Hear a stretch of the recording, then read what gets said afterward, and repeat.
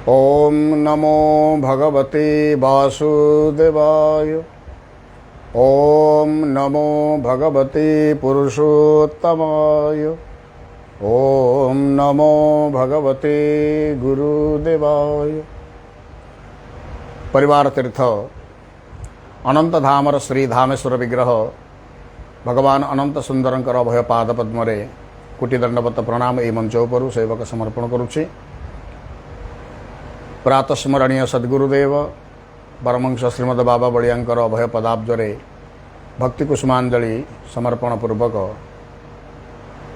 आज मंगलमय सुप्रभात रे आपण मानकु बलिया विचार कार्यक्रम को सेवक स्वागत करुछि। आमे ठाकुर को पूजा करू, मंदिर को जाई हो बा घर दियों को हो, आमे ईश्वर को प्रतिदिन अर्चना टिके करि थाउ। अर्चना पर आमे वंदना टिके करू एवं परिशेष रे आम जीवनर दुख समस्या जहाँ अच्छी प्रभु निकट में आमे समर्पण करू एवं हाथ में फूलटे धरी आमे तांको पुष्पांजलि मध्य दऊ। ये हूँ कौन ना गोटे पूजार उपचार पूर्णता गोटाए पर गोटाए जहाँ आमर शास्त्र प्रणोदित नियम, तेणु से नियमानुसार आमे इष्ट को अर्चना करूँ।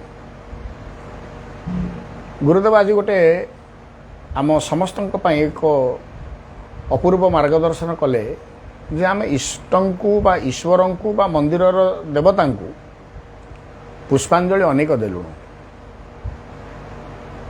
तेणु फूलर पुष्पांजलि ईश्वर निकट में जी आवश्यक फूलटे दवा पूर्व मो मनटा तांको निकट रो यह हूँ प्रथम आवश्यक। कहीं ना यही मनटा को जो चारोटी विभागीकरण करा जाइछि बा चारि प्रकार प्रक्रिया तार रही, प्रक्रिया अनुसार नामानुकरण मध्य करा जाइछि। मन, अमन, सुमन, कुमन और विमन। तेणु मनर गोटे अवस्था होउछि सुमन अवस्था एवं सुमनटा होउछि कौन वास्तव सुमन। सुमन कहले फूल। सुमन सुमन शब्दर अर्थ होउछि पुष्प बा फूल। आम भितर अच्छी सुमन, आम भितर थिबा विद्यमान थिबा मनर जो सुमन अवस्थाटा से सुमन अवस्थाटा वास्तव सुमनर प्रतीक अर्थात फूलर प्रतीक। मु ठाकुर को फूलटे न दे पारे, मनटा जदि ईश्वरंकर पदाब्जरे वास्तव में लगी पारि ताहा ही पुष्पांजलि सदृश, फूलटे सदृश। तेणु आमे उपचार पूजा दौचे, पुष्पांजलि दौचे, तार अंतराल प्रथम होउछि मन। पुणी तापर कौन पुणी से मार्गदर्शन को आग आमे पाठ करिबा, तापर ताको आलोचना करिबा। भगवान को पादरे पुष्पर पुष्पांजलि आउ ईश्वर आवश्यक करुनाहांती। से आवश्यक करुचंती जड़े सुचरित्र युक्त पुओ बा झियो रूपी जीवन पुष्पांजलि। तेणु बर्तमान गोटे परिवार पाई बा समाज पाई यार आवश्यकता बहु अधिक। आमे ईश्वर निकट में केवल उपचार पूजा दे अटकी जीवा नहीं बा ईश्वरंकर श्रीपाद जुगल रे फूलर पुष्पांजलि टिके देई दुख जणे अटकी जीवा नहीं। कौन करवा ना आम जीवनटा को गोटे पुष्पर सदृश करिबा, अर्थात जीवनटा को आमे समर्पण करिबा ईश्वर निकट में। जीवन समर्पण करिया कौन मरिबा से कथा नहीं।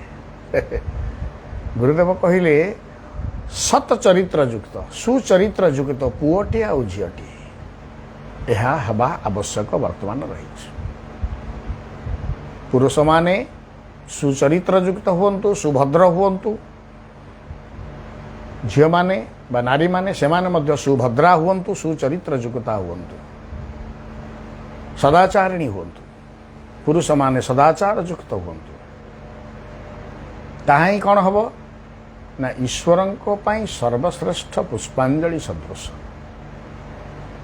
मो जीवनटा जदि असजड़ा, मो जीवन भितर जदि हिंसा, जीवन भितर जदि कपटता, जीवन भितर जदि मुहर कथा और हृदयर भाषा जदि भिन्न पृथक, सामनारे बड़ गोटे प्रकार एवं परोक्षरे आउ एक प्रकार, मोर स्वभाव जदि यह ताले ये स्वभावयुक्त मनीष जिते भक्ति भाव देखई पुष्पांजलि दौ ताहा केतेबेले ईश्वर ग्रहण करते ना करि मध्य पारिबे नाही। यह सुनिश्चित जीवन पात्रटा को आग परिष्कार करने पड़ो। मु जड़े भद्र मनीषटी हेबी भल मनीष माने भद्र मनीष आ भद्र मनीष माने किए ना जी भल मनीष। भद्र मनीषर संज्ञा नुहे जे भद्र पोशाक परिच्छद युक्त हो गले आमे भद्र मनीष बा भल मनीष हो पारिबा। पोशाक कहार परिचय नुहे। पोशाक परिपाटी जो माने सुसज्जित हो लोक माननकु बा समाज बड़दाण्ड निजको प्रस्तुत करने चाहती से बोधे निर्बोध ये संसार रे कहीं ना। संसार तुमको सम्मान दौची तुम पोशाक पाई नुहे तुम स्वभाव आचरण और कर्म पाई। तेणु आचरण स्वभाव विचारधारा जदि मंद ताले कौ पोशाक तुमको सम्मानित करिवो। स्वामी विवेकानंद जितेबाला जाइथिले चिकागो सम्मेलन की सेठी जणे माने विदेशी तांको यही प्रश्न करथिले तुमे भारत माने एटे अभद्र भली पोशाक कौन पिंच। तत्क्षणात स्वामी विवेकानंद ताको उत्तर देइथिले आपणक देश रे आपणक पोशाक हुए तो आपणक भद्रतार परिचय ही पारे। भारत माटीर परिचय भद्रतार परिचय तार पोशाक नुहे स्वभाव एवं आचरण आउ चरित्र। आम चरित्रटा हूँ आमर भद्रतार परिचय। तुमर एठी किए जिते भल पोशाक पिंधि पारला से हुए तो भद्र मनीष गणा हो पारे। आमर पोशाक नुह स्वभाव चरित्र एवं कर्म केड़ बड़ करिया आम इष्ट को पुष्पांजलि दबा किंतु जीवन रूपक फूलटा असजड़ा हो। जीवन रूपक फूलटा को आम श्रृंखलित बा सदाचार युक्त बा सजड़ा करवा नहीं। आम निशायुक्त हेले मद्यपान युक्त हेले बदभ्यास युक्त हेले कुसंग युक्त हेले कुभावना युक्त हेले कपट आचरण युक्त हेले ये सबू कथा को जदि आम आश्रय करवा ताहले जीवन फूलटा कौन सुरभित हो पार सुगंधित फूल हो पार। आपण माने जो फूलर बासना आदौ नहीं आपण ताकू जेतिकी सराग करती जो फूलर बासना अधिक ताकू बेसी श्रद्धा सराग करते ना। मल्ली फूलटी केड़े सराग केड़े आनंद दिए आमको। चंपा फूलटी धरले केड़े आनंद दिए।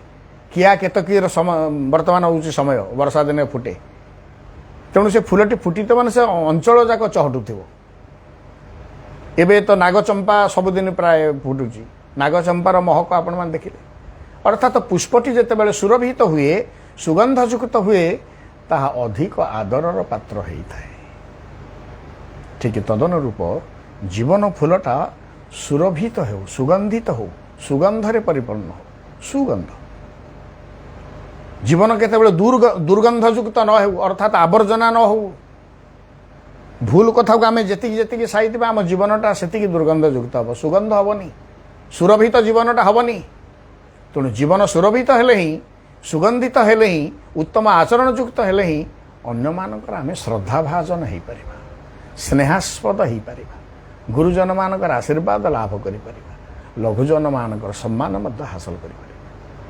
किंतु जदि कूटकपट स्वभाव युक्त हेल जदि तुम्हें स्वार्थ वसंबद हेल जदि केवल निज स्वार्थ को सुरक्षा कर अन्य समस्त स्वार्थ को नष्ट कल ये घृण्य मानसिकता जदि तुम भितर स्थानित होला ताले संसार रे सुरभित जीवन तुम रही परिबा नाही।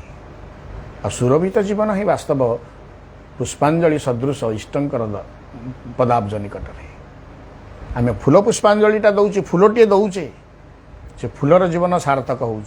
किंतु गुरुदेव कहते ईश्वर बोधे आउ ताकू चाहूना ईश्वर चाहते मो सृष्ट समाजर मनीष सी समस्ते जड़े जड़े भल मनीष बा भल पुओ भल झीटे हूँ ईश्वर यह ही चाहते। तेणु आम से प्रचेषा करवा इष्ट को बा मंदिर दियों को आम फूलर पुष्पांजलि दौचे आम भितर मानसिक शांति आसूची। ठीक तदनुरूप ईश्वरंकर मनरे मध्य सेतिकी बेले शांति प्रतिष्ठा हो पार जिते बेले तांको सृष्ट आम परी छोटिया छोटिया जीवन पुष्प गुड़िक सुरभित हेबे सुगंधित हेबे एवं अन्य मानक आनंद दे पारिबे। तेणु सुगंधित पुष्प जेपरी समस्त को आकर्षण करे आकृष्ट करे आनंदित करे आम जीवन पुष्प सुरभित सुगंधित हो ସମସ୍ତଙ୍କର ଆକର୍ଷଣର କେନ୍ଦ୍ରବିନ୍ଦୁ ହେଉ। ତାହା ହିଁ ହେବ ଇଷ୍ଟଙ୍କ ପାଇଁ ଈଶ୍ୱରଙ୍କ ପାଇଁ ସର୍ବଶ୍ରେଷ୍ଠ ପୁଷ୍ପାଞ୍ଜଳି ସଦୃଶ କଥା କହିଥିଲି। ଜୟ ଗୁରୁଦେବ।